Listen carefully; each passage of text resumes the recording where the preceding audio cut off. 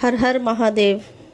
आपके लिए मैं आज बहुत ही खास वीडियो लेकर आई हूँ जिसमें आप जानने वाले हैं कि कैसे सावन के महीने में भगवान शिव की पूजा की जाए, कौन से नियम हैं जिनका पालन किया जाना चाहिए, शिवलिंग पर क्या चढ़ाना शुभ होता है और क्या नहीं चढ़ाना चाहिए। यह भी बताने वाली हूँ कि सावन के महीने में जो उपवास है वह कैसे किया जाए, क्या खाना चाहिए और क्या नहीं।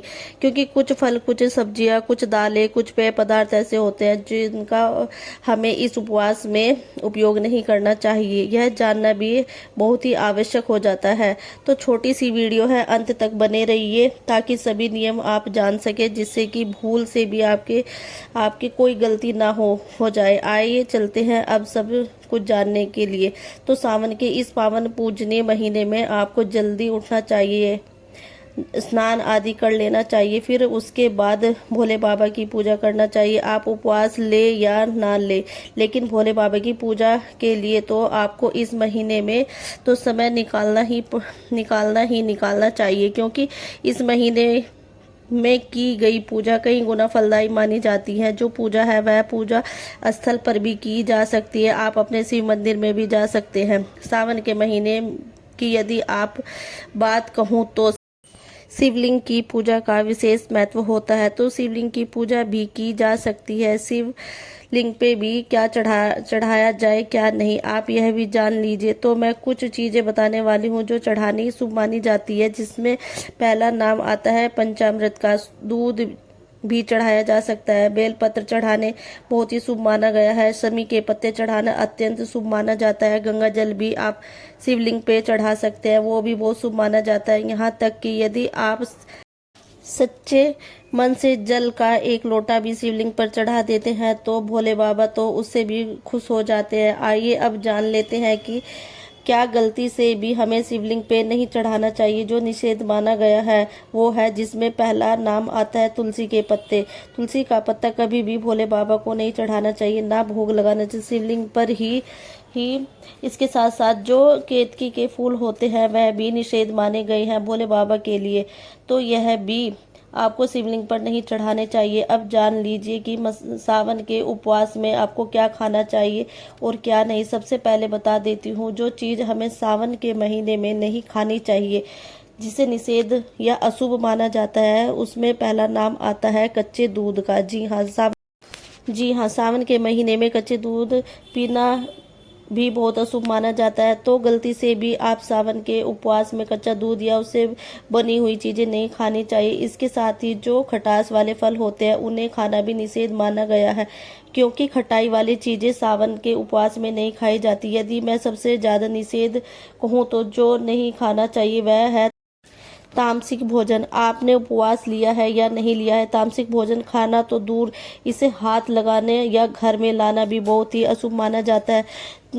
तामसिक भोजन होता है जिसमें मीट अंडा भी आता है, जिसमें लहसुन प्याज भी आता है। यह बहुत ही पूजनीय महीने होता है, तो इसमें हमें यह चीज़ें बिल्कुल भी नहीं खानी चाहिए। इसके साथ साथ ही जो हरे पत्ते वाली सब्जियां होती है या जो साग होते हैं उन्हें भी निषेध माना गया है, जैसे मेथी का साग हो गया, पालक हो गया, चौलाई हो गई, बथुआ है, या कोई भी हरी पत्ते वाली चीजें आपको सावन में नहीं खानी चाहिए। इसके साथ ही जो पत्ता गोभी है, इसे खाने से भी आपको बचना चाहिए। यहाँ तक कि बहुत से लोग तो बेसन या बेसन से बनी चीजें सावन के महीने में नहीं खानी चाहिए।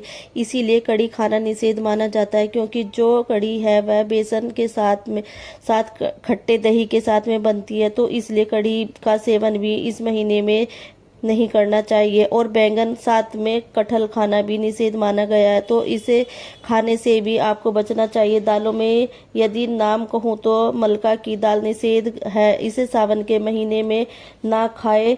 अब आपको बता देती हूँ कि कौन से मसाले हैं जो सावन के उपवास में नहीं खाने चाहिए, जिसमें पहला नाम आता है सफेद नमक का। जो नमक हम डेली खाते हैं ना, वो इस्तेमाल नहीं किया जा सकता उपवास में। साथ ही साथ जो भोले बाबा के लिए सावन का जो हम उपवास लेते हैं ना, इसमें हल्दी का इस्तेमाल भी नहीं किया जाता, इससे भी निषेध माना जाता है। इसके साथ ही हींग नहीं खाया जाता, मेथी दाने का इस्तेमाल नहीं होता, धनिया पाउडर या पिसे हुए कोई भी मसाले का उसमें इस्तेमाल नहीं किया जा सकता, इसे भी निषेध माना जाता है। इसके साथ ही हींग नहीं खाया जाता, मेथी दाने का इस्तेमाल नहीं किया जाता, धनिया पाउडर या पीसे हुए कोई भी मसाले हो उनका इस्तेमाल उपवास के खाने में नहीं किया जा सकता, क्योंकि इनको कैसे पीसा गया है, कि कितना ध्यान दिया है शुद्धता का, यह हमें नहीं पता होता। यहाँ तक कि इसमें मिलावट भी हो सकती है। तो जितने भी मसाले कोई मैंने बताए हैं जो आपको, इन्हें खाने से भी आपको सावन के महीने में बचना चाहिए। आइए अब जान लेते हैं कि सावन के कि इस पूजनीय उपवास में आपको खाना क्या है जो भी शुभ माना जाता है, जिसमें पहला नाम आता है फलों का। जिसमें जितने भी मौसमी फल हैं या मिठास वाले फल हैं, मीठे फल हैं, यानी कि उन सभी फलों को खाया जा सकता है सावन के उपवास में, और बहुत ही शुभ माना जाता है। सभी मीठे फलों से यदि आप जूस खुद निकाल सकते हैं वह भी आप पी सकते हैं, वह भी बहुत ही सही माना गया है। बस आपको पैकेट बंद, डिब्बा बंद कोई भी जूस नहीं पीना चाहिए। इसके साथ साथ ही पका हुआ दूध या उबला हुआ दूध आप पी सकते हैं, या उबले हुए दूध से बनी हुई अनेकों चीज़ें भी आप इस उपवास में खा सकते हैं। यहाँ आपको यह भी पता होना चाहिए कि उपवास के खाने के लिए केवल शुद्ध देसी घी का ही इस्तेमाल किया जाना चाहिए। तो हो सके तो जो भी चीज़ें आप बनाए वह शुद्ध देसी घी में ही बनाए, बाकी सभी तेल खाने में आप बचे। साबूदाने से अनेकों चीज़ें उपवास में बना के खा सकते हैं। मखाना उपवास में खाने के लिए बहुत सही कहा गया है। इसके साथ साथ ही जो समा या सामक के चावल आते हैं उन्हें उपवास के चावल भी कहते हैं, उनसे भी चीज़ें अनेकों आप बना सकते हैं या बना के खा सकते हैं। आपको यह ध्यान देना है कि यदि आप मीठा ही खा रहे हैं तो इन चीज़ों को मीठा आपको बनाना है। यदि आप नमक खा लेते हैं तो केवल सेंधा नमक का ही आपको उपवास में इस्तेमाल करना है।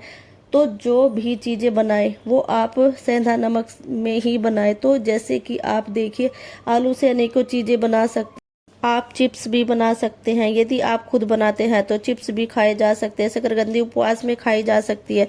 इसके साथ साथ ही कचालू या अरबी जिसे कहा जाता है उसका इस्तेमाल भी उपवास में किया जा सकता है। यहाँ तक कि घिया का इस्तेमाल भी इस उपवास में किया जा सकता है। साथ ही साथ आप कद्दू से भी अनेकों चीज़ें सावन के उपवास में खा सकते हैं। आप जान लीजिए यह कि कौन से मसाले उपवास में इस्तेमाल किए जा सकते हैं। लौंग का इस्तेमाल किया जा सकता है, इलायची का इस्तेमाल भी किया जा सकता है, दालचीनी आप खा सकते हैं, अजवाइन, जायफल, काली मिर्च, इन सभी चीज़ों का इस्तेमाल जो है वो आप सावन के उपवास में कर सकते हैं। आइए अब इस वीडियो के अंत में मैं आपको यह भी बता देती हूँ कि सावन का जो उपवास है वह कैसे खोला जाता है, कौन से नियम है इस उपवास के। तो सबसे पहले जो नियम आता है वो ये है कि सात्विक भोजन ही इस समय खाना चाहिए। सात्विक भोजन ही शुद्ध माना जाता है। इस समय के लिए सात्विक भोजन हो जिसमें कोई लहसुन प्याज ना हो, जिसमें कोई मीट अंडा ना हो, शुद्ध भोजन हमें इस समय बनाना है। इस समय जो आपको खास चीज़ पर ध्यान देना है वह यह है कि आपको कहीं होटलों पर जाकर नहीं खाना है, कोई ऑनलाइन खाना नहीं मंगवाना है, क्योंकि उस खाने को बनाने वाले ने कैसे बनाया है, कौन से मसाले यूज किए हैं वह हमें नहीं पता होता। तो इसलिए आपको खुद खाना बना के इस समय खाना चाहिए कि आप शुद्ध भोजन खा सके, क्योंकि यह भी नियम में आता है। तो यह कुछ चीजें हैं जो आपको सावन के महीने में ध्यान देना चाहिए। उम्मीद है आज की वीडियो आपको पसंद आई होगी। वीडियो को लाइक ज़रूर से कर दीजिएगा और अपने ही चैनल रितु ARS व्लॉग को सब्सक्राइब भी कर लीजिएगा, और कमेंट बॉक्स में हर हर महादेव का जयकारा भी लगा दीजिएगा। हर हर महादेव, जय शिव शंभू।